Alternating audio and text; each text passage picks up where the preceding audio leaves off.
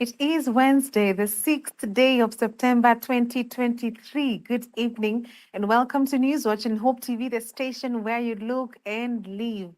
Now, on our business segment tonight, Lessons from an Entrepreneur, we will be taking a look at the second-hand clothes business with Melissa Odor. Stay tuned for that, but first, the day's news. I'm Tess Njenga. Let's begin. The Africa Climate Summit has come to an end with the unveiling of the Nairobi Declaration on Climate Change, in which African heads of state and government have agreed to lead the way in finding sustainable solutions to the climate crisis. In a statement read by President William Ruto during the final day of the summit, the African Union AU has called on the global community to act with urgency in reducing emissions, as well as honor their commitment to provide $100 billion in annual climate finance. AU has also committed to developing and implementing policies, regulations, and incentives aimed at attracting local, regional, and global investment in green growth and inclusive economies. The African leaders have further demanded a fair playing ground for African countries to access the investment needed to unlock the potential and translate it into opportunities.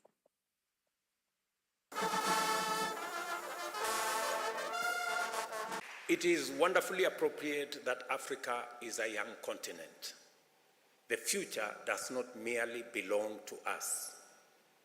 Our youth make us the future. Proceeding on the recognition that the reform of the multilateral financial architecture and the mobilization of adequate financial resources is necessary for progress in our journey into the future, we have challenged the international community to exercise a level of imagination in governance and climate action that is commensurate with the imperatives to overcome the immense existential challenges of our time. I am satisfied that we have done very well in our first Africa Climate Summit. I'm delighted that much progress has taken place here, proud that we gave your best and grateful for your steadfast support and commitment to our collective aspirations and unity.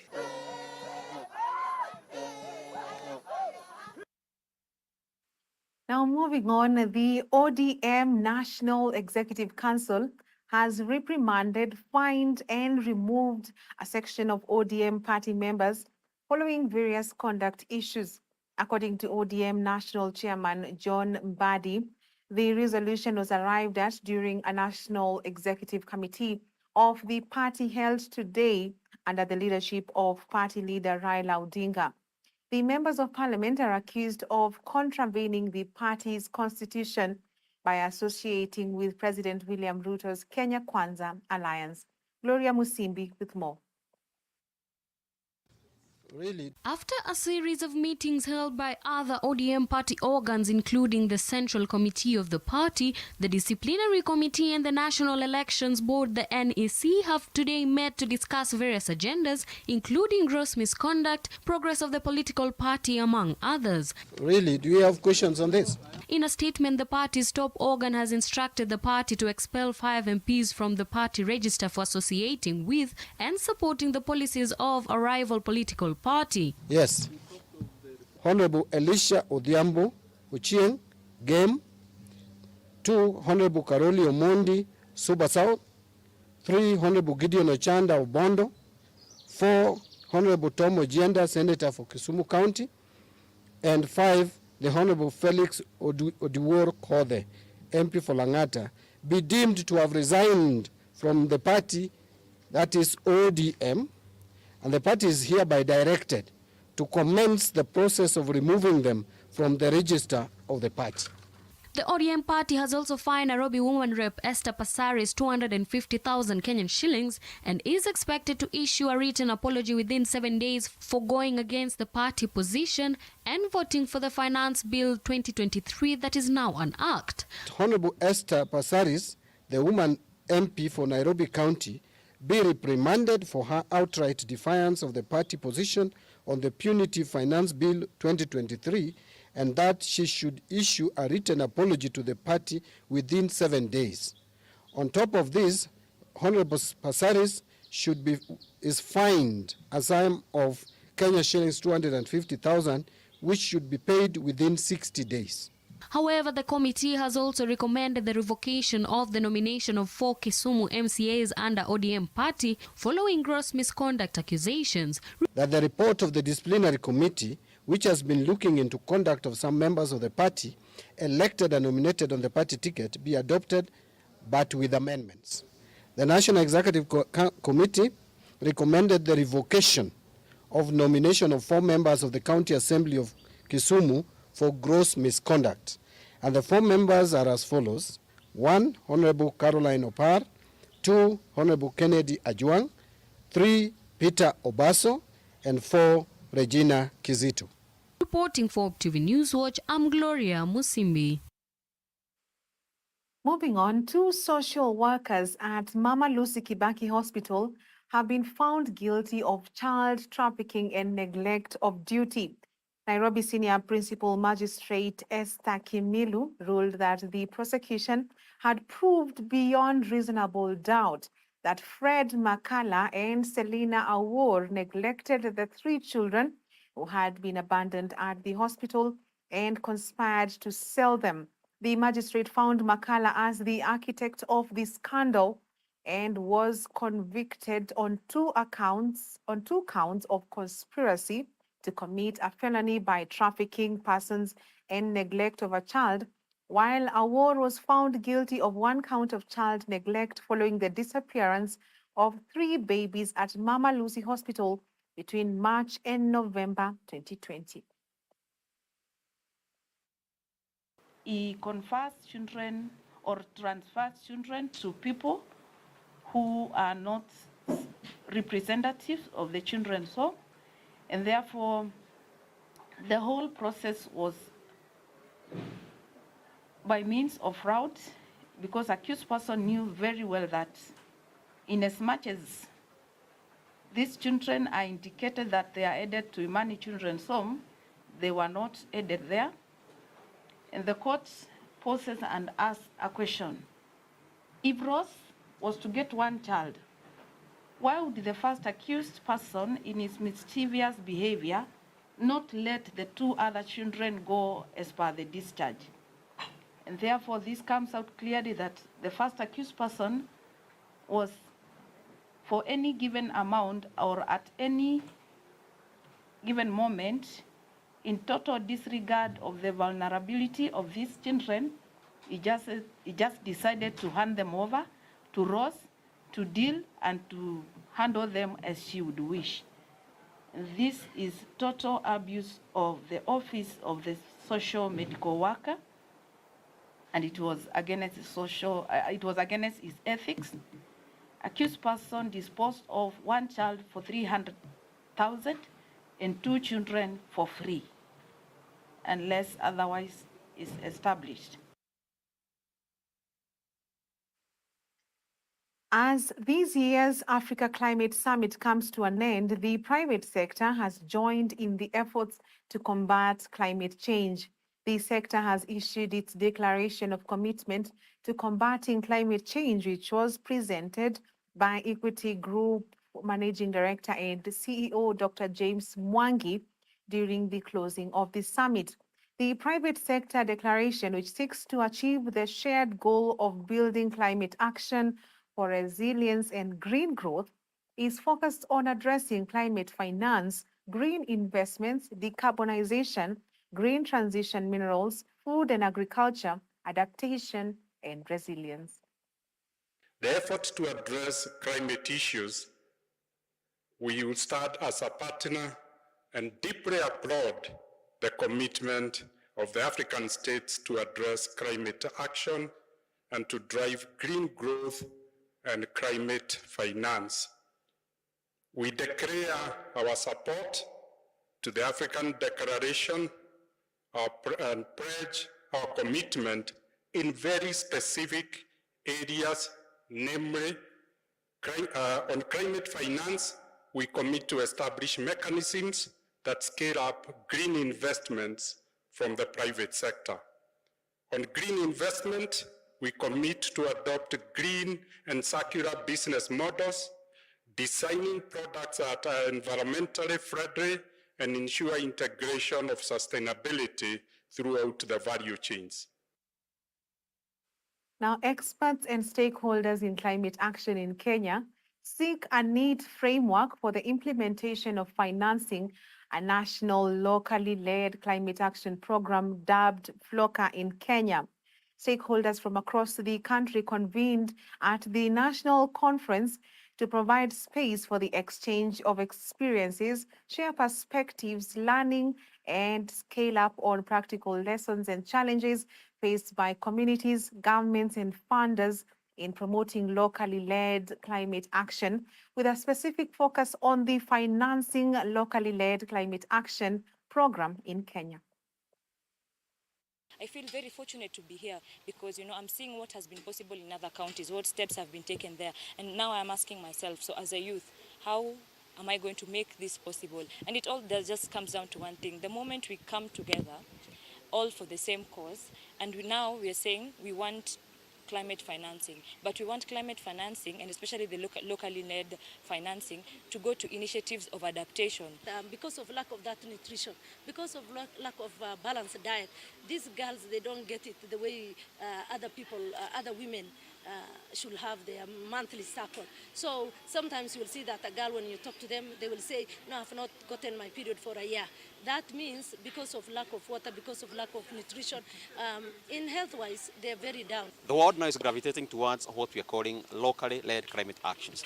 Because until our interventions, until our voices are actually heard all the way to the grassroots, where the communities at the front line of climate crisis are actually based, we may be wasting our time, as humanity.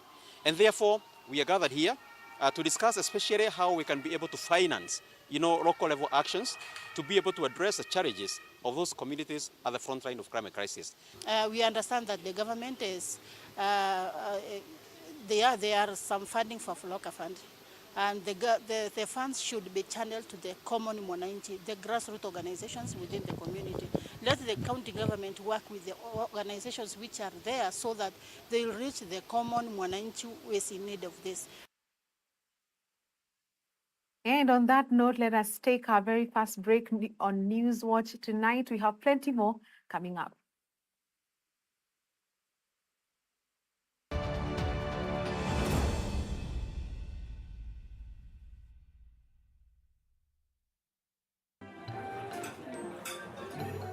I've actually been trying to find a balance. It's been really tough and hectic, but everyone says once you get a hang of it, it becomes better, and I don't know, but I'm hoping to find a balance soon because it's really been hectic. But you've been in the job industry for a long time, so I think you would know better. Sindio? Huh? What time is it? I need to catch up on Leadership Forum. Do they have a radio here? Never mind. I brought my own. No way. You can't be serious. Wait, why do you have a radio and you can just catch up with the shows on Hope FM podcasts? Really? Even Meet of the One? Yeah. I mean, you can find them on whatever platform, name it. AfriPods, Google Podcasts, Apple Podcasts, Spotify, you name it. But I'm not subscribed on any of them. So no worries. You can just check out the latest episodes on hopemediakenya.org. You can now listen to select Hope FM programs on your favorite podcast streaming platform or directly on our website, www.hopemediakenya.org. Listen and live. Yesu ndiye njia. Mtoto gani katika hii ulimwengu ameitwa Mungu mkuu? Nasema akasema udhu billahi.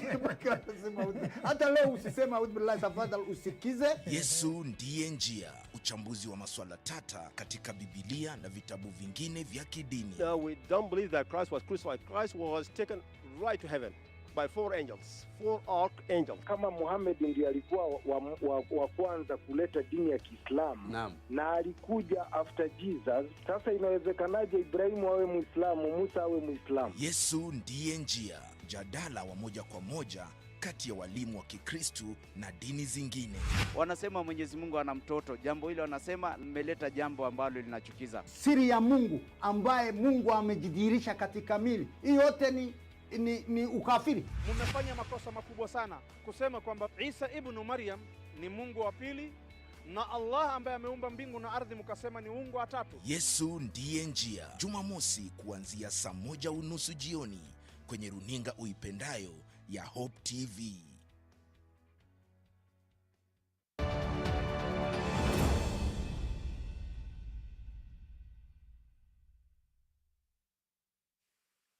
Welcome back. Now, the Supreme Court is on Friday this week set to deliver its ruling on the appeal filed by Busia Senator Okia Omtata against the controversial Finance Act 2023. Omtata and 3 others filed the application at the Apex Court last month, seeking to set aside orders of the Court of Appeal that reinstated the provisions of the Finance Act 2023. The appellate court lifted the suspension in July, which had been stayed by the High Court on June 30th. And we will be having more on that story when it develops. Moving on, policymakers and government officials in Africa have called for the implementation of innovative mechanisms to unlock climate financing. The event, co-hosted by AFRI Catalysts and Open Society Foundations, explored how the continent can successfully leverage on debt for climate swaps, carbon markets, and green bonds. In his keynote address, United Nations Assistant Secretary General Ibrahima Cheikh Diong has stressed on the importance of exploring new paradigms to mobilize finances for climate adaptation. Despite Africa contributing the least emissions, African countries are forced to spend 9% of their budgets annually to respond to growing climate disasters. The cost of raising money is a barrier to raising enough money. Because of the ratings of the majority of African institutions, African countries, there is a risk premium that we have to pay. So making a number of climate change projects unviable. So how do we address that? We address that by engaging with the rating agencies, telling them our story, why their perception of risk is not correct, providing data that says defaults on the African continent are actually lower than in other continents. We have to improve governance internally in our countries in Africa, stop the illicit financial flow to the West. That is normally proceeds of corruption, because there are enough funds that could help us in whatever we are seeking. But also, more importantly, reform the international financial system, which is skewed against Africa. The rating system is such that Africa is always given poor rating, which then attracts interests, sometimes more than 10 times what other countries are borrowing from. And digital solution provider Sama has announced plans to hire and train 2,000 youth and women to work on computer visioning projects for leading Fortune 500 companies. By retaining the workforce, Sama is actively working to position Kenya as an ideal investment destination for players in the global AI value chain. The 2,000 new Sama employees will be trained in computer vision and data labeling services, a field that is in high demand by AI developers and machine learning engineers globally. The batch you're training right now is 600 associates. This is 600 young people that we're training and will give work, dignified work, that will be working on one of the cutting edge technology in artificial intelligence. We have this batch starting now, and then we have subsequent batches between now to the end of the year that should get us to 2,000 associates that are hired, trained on data annotation, which is our core business right now. And we'll be working again on some of the world-class artificial intelligence that we know of today. Talent is equally distributed, but opportunity is not. When you look at our Kenyan youth right now, we adapt to technology really, really fast. We are actually among the first adapters of artificial intelligence. So we have the talent here. And the fact, I think what Sama is doing is prove to the world that Kenya has the talent to power artificial intelligence globally. From the government side, we are committed to grow the digital economy sector. Government has committed to grow the 5 key sectors of our country, from agriculture, SMEs, housing, healthcare, and the digital economy, digital superhighway, and the creative economy.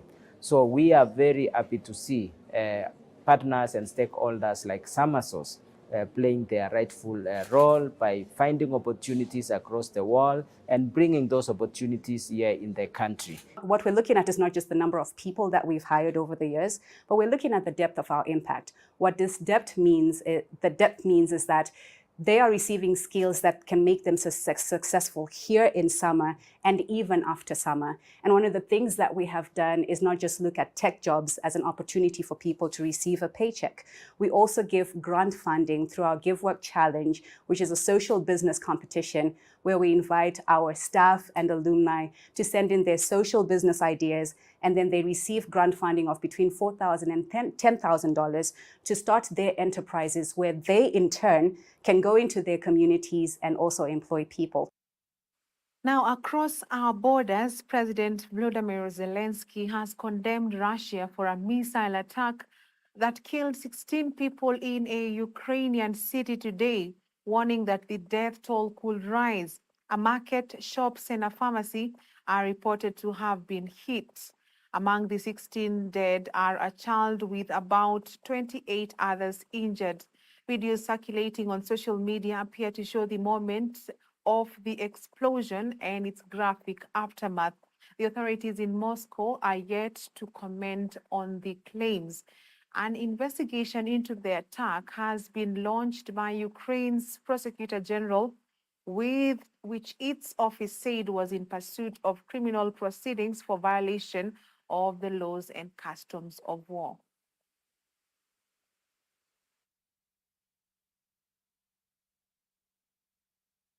By an extratropical cyclone have covered a Brazilian city, leading to a death toll of 27 people, even as evacuation continues.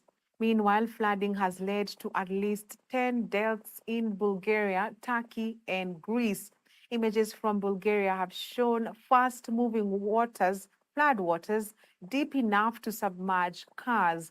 Rivers have overflowed, and authorities are working to evacuate tourists from a campsite at Arapia. Water cascaded through the streets in Turkey's biggest city, Istanbul, washing away cars and trapping people in a local library. In Greece, torrential rain and flooding has caused 2 deaths, which has been battered by strong Storm Daniel.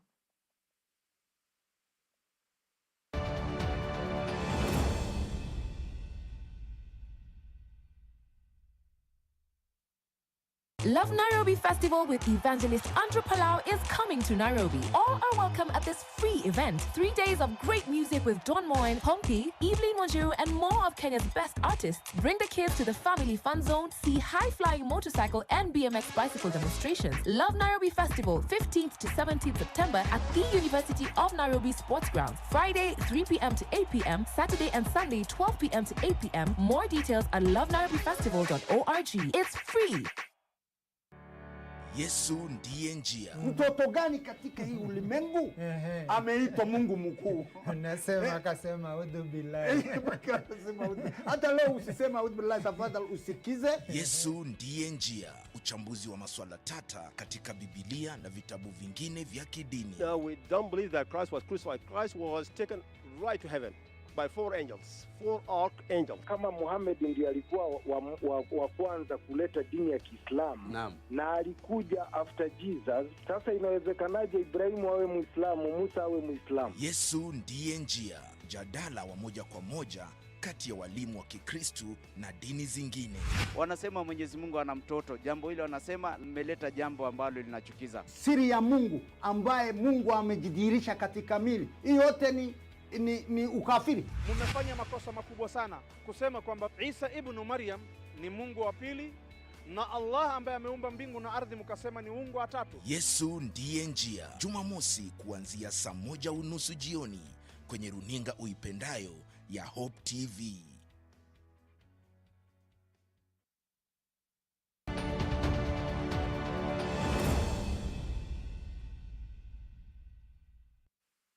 Welcome back. Now on our segment tonight of Lessons from an Entrepreneur, traders in the second-hand clothes market know too well the frequent challenges of import taxes and the unexplained fires that break out in markets like the Gikomba market. These disasters often discourage the entrepreneurs from continuing with their businesses. However, for Caroline Adala, her passion for children has kept her going on despite suffering a huge setback from the night fire that gutted down stores and destroyed goods worth millions of shillings in Kibra's toy market. Caroline shares her journey with our news editor, Melissa Odor, on tonight's episode of Lessons from an Entrepreneur.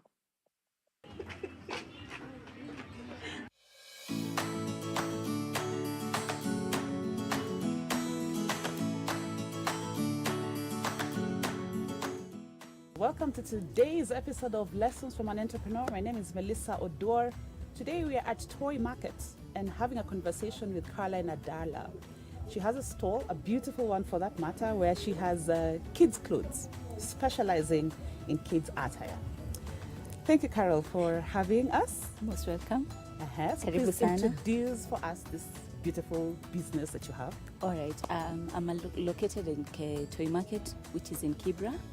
I'm an entrepreneur. As you can see, I usually sell baby clothes. We have baby blankets over here, and sometimes we do sweaters for ladies. What inspired you to start this business? When did you start? My inspiration was after I lost my job during COVID. So we were given an option of either to be terminated or to resign. So for me, I was still thinking, so I got the termination letter. Because I was still thinking in the process of processing all that. Because before that, we were given half salary. So now I opted for, okay, let's do the termination. And then we were given the benefits. That is how, now I thought, what next? What next? Because now you have nothing to do.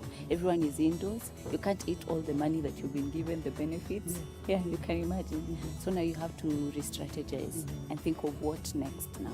But tell us that whole process of where you're deciding of all these other biasharas that I can possibly do, I want to settle on the clothes business. Was it a thought you sat down and thought about? Did you share with people? Did you get advisors during that season? Did you do online searches? People went online to look for what to do. I'm passionate about children. I even teach Sunday school. So I'm passionate about children. So I was like, because I had fibroids, and fibroids is related to children or not having children. So after thinking deeply about it, I sat down and I was like, let me do baby clothes. At least that would give me peace. When I see somebody's child dressed smartly, I would really feel nice. It would give me peace of mind and heart, and it would bring a smile on my face. I even thought about it when I was still in employment, but it's only that time was limited. But now when I got the 100% time, I decided that is what I'm going to do.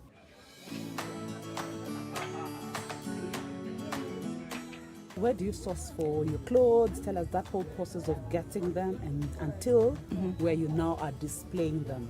All right, we have a supplier The people who are in Gikomba, we also have shops here. They sell bales. So it's now you to know. They are packaged differently, so we have to know. We have the baby blankets, we have the ramages, we have the rompers. It comes in different packages. So when you go there, you tell them if you want baby blankets or you want rompers or you want the shorts or trousers.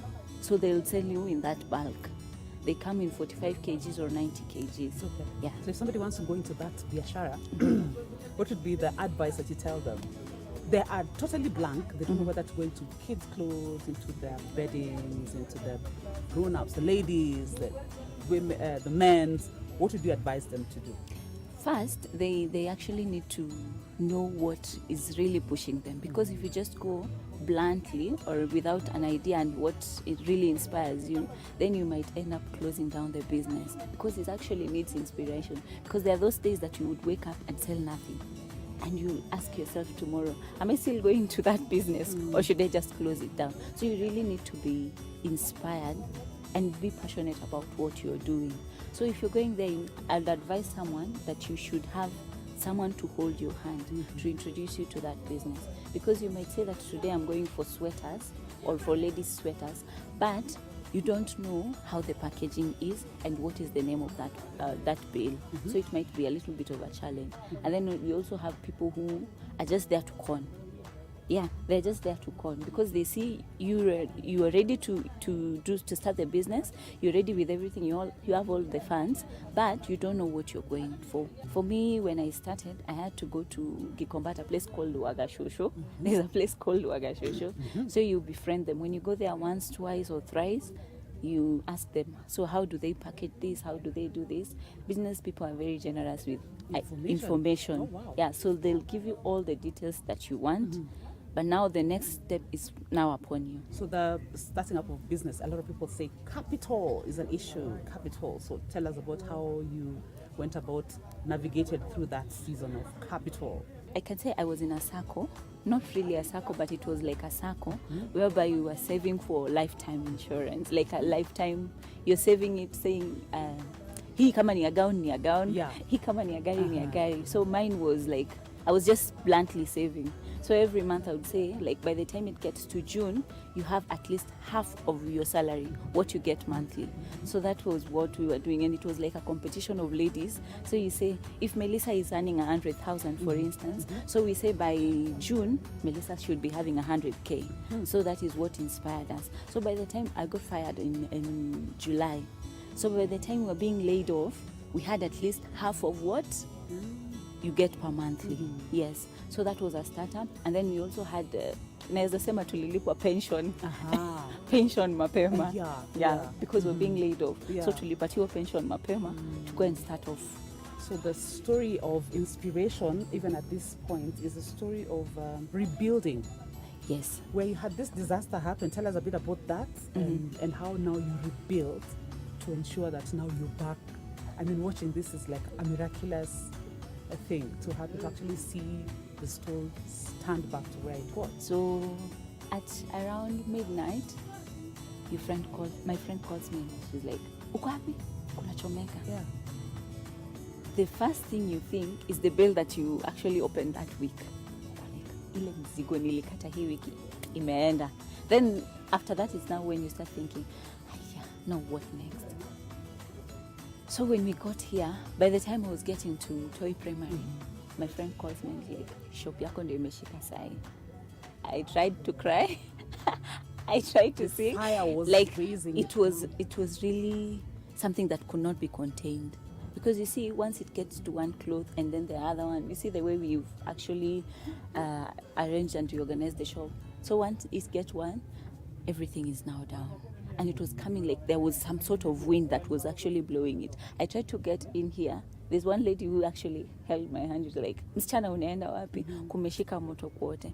Because for you, it's like, even if I could just save 10, I could know where to start from. I was not able to save anything. Thank God I had a little saving and help from friends, because my friends knew about it, and those who heard about it, they were like, okay, let's join hands and see how we can help. Yes. So that's how you have managed to... Yes, that is how I managed to bring it back, but it wasn't easy. I would say. How long did it take for you to the, build? The shop got burnt in June 10th. By July, by God's grace, we are here already. A lot of disasters happen, and a lot of entrepreneurs will find the moment a disaster strikes, they will close and they will most likely not come back. So for you, what is this that made you decide, you know what, let me continue? Have you ever been broke? There's that fear of not having money completely. Unaogopa kusota. That is the thing. I think what really inspires me is I'm always so scared of being broke. Number two, I don't want to imagine my life waking up and not doing anything. I'm not an 8 to 5 person. You'd find me here early and close late because I manage my own time.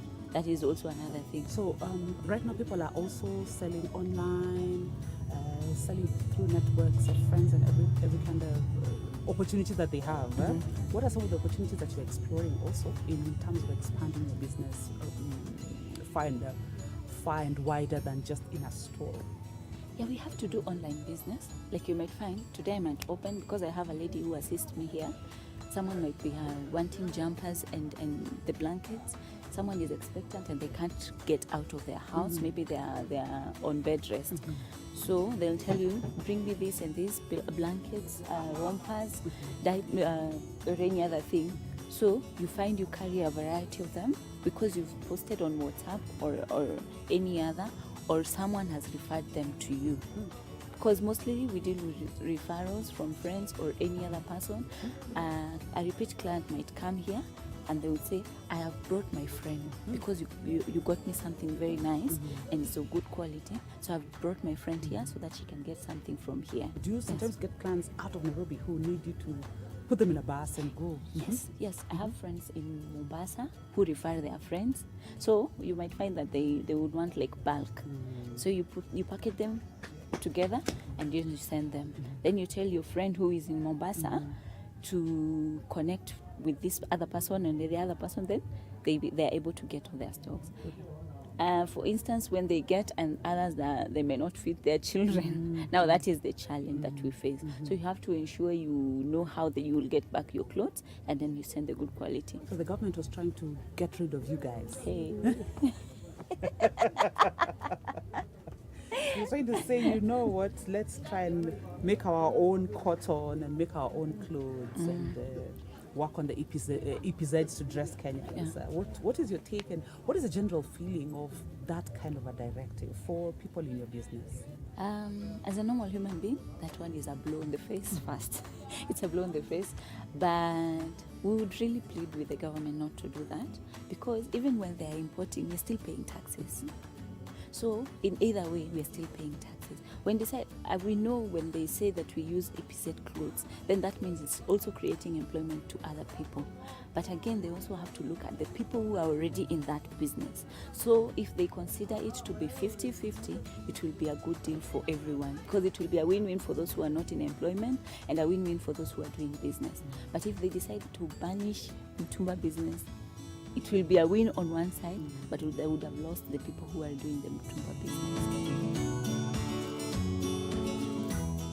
What are some of the challenges that you perhaps think this Mtumba business is facing, especially on your end, that you feel maybe the government can do so much more to support the sector? When they hike the taxes, the clothes also go up. The prices of bills, they also go up. And you see, my client is my client. When you come to my shop and you're used to this cloth being 500, for instance, and now I tell you, now this one will be going for 650. The client may not be able to understand because they believe that the shop that I am used to going is used to selling me at this certain point. So when you hike it even with 1 shilling, it means now unaumiza kila mtu. Everyone now is affected. Another thing is like when they promise that they are going to rebuild the shop, I can assure you, Melissa, there are so many people who have not gotten back to this business. Very many people. Like when you walk around, you see that many shops have not yet opened because fine, you were able to reconstruct the shop, but what about the stock? Because if the bail was going for 20,000, for instance, it's now going with 23,000.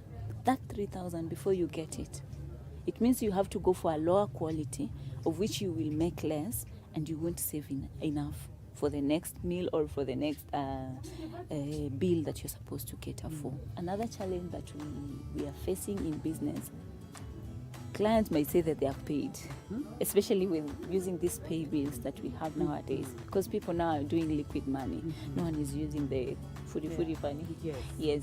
So a client may say that they are paid. Because your name is appearing on that sticker, they'd say, it's Melissa, Sawa. There's one who says that it is Caroline, but the money had not reflected in their account. So you see, now that is a loss. So you end up losing like almost 10,000. Recently I just lost like 7,000 because the client came with that line. They got all the goods, and after paying, they said that they have sent the money. And said it could be that there's a challenge between the bank and your phone. Yes.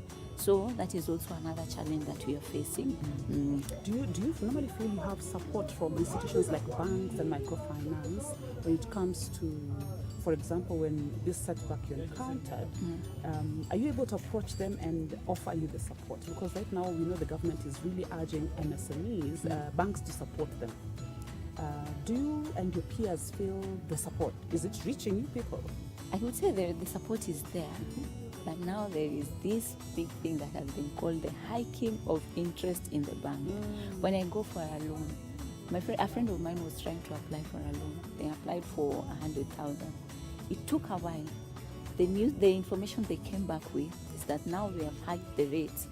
So now when you're supposed to pay the 20% interest, now you're going to pay double of that.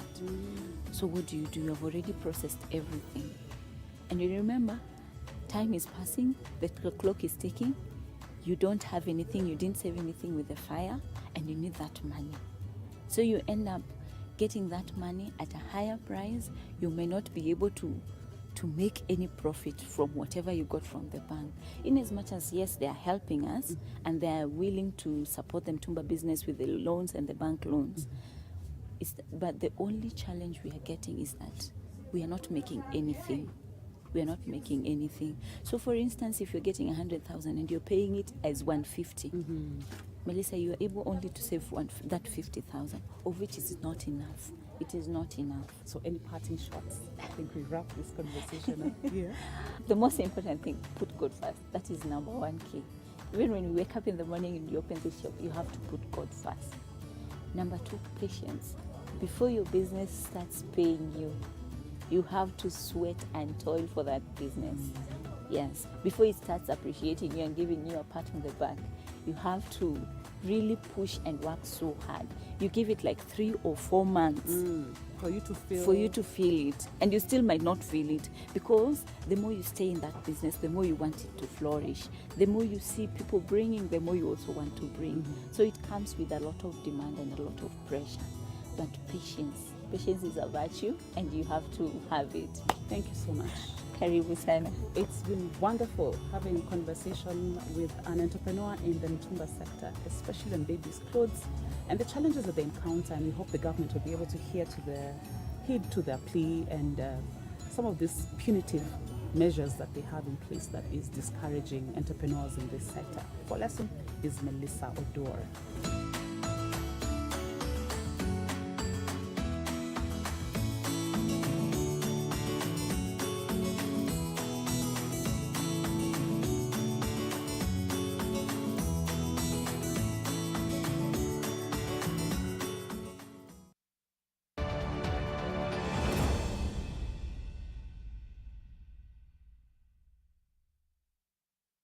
Hope TV is where you look and live, with an excellent selection of the best Christian programming consisting of local and international content, of inspirational stories, talk shows, Bible commentary, youth, health shows, children entertainment, contemporary gospel music, extended times of worship, live broadcast, news, movies, drama, Christian ministry programs, and so much more. Hope TV is another quality service from Christ is the Answer Ministries, with over 45% of authentic and credible local content every week. Hope TV is a sister station to Hope FM, Kenya's leading Christian radio station with footprints across the country. Tune in to Hope TV, where you look and live.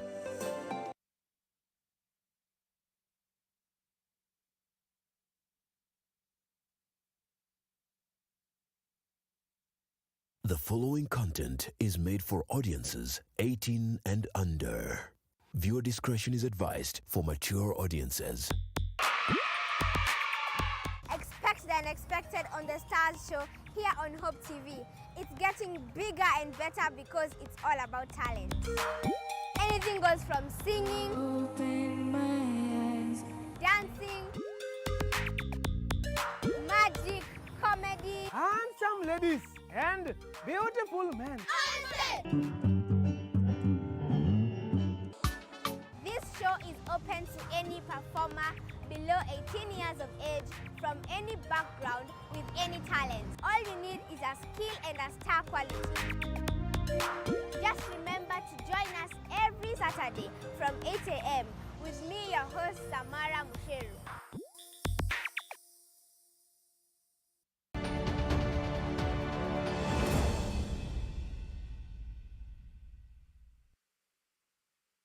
Welcome back, and now in sports. The national soccer team Harambee Stars has safely arrived in Doha, Qatar, ahead of their friendly match against Qatar tomorrow. Already, Harambee Stars coach Engin Firat has named his final squad for the match slated tomorrow night.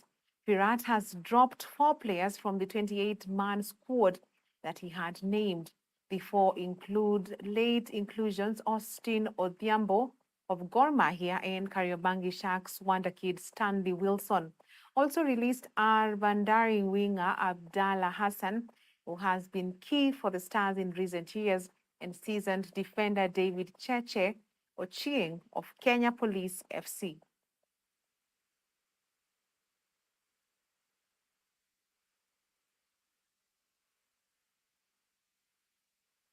And the final leg of the Kenya National 7th Circuit will be heading to RFUAE grounds in Nairobi County for the George Mwangi Kabeberi 7th this weekend. The battle for supremacy in the Division 1 category has intensified with Cabras and KCB separated by just 1 point at the summit of the table. The Bankers are sitting second on the table with 91 points, 1 point behind the league leaders Cabras. The final leg is set to be the decider of the March contested tournament, which will decide if Cabras will win their 3rd trophy of the season or if KCB will claim their first of the 2023 campaign.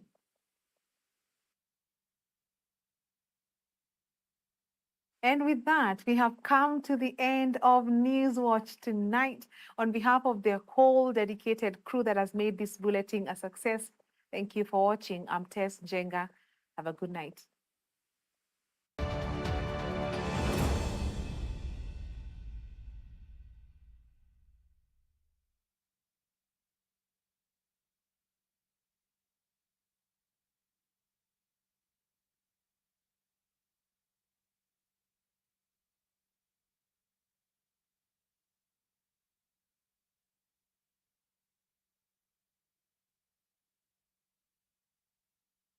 So this parent calls me, sits after service and says, "Young man, you do not know what you've done," because it tells me that my son comes and tells me that, "Dad, I have also been struggling with ABCD.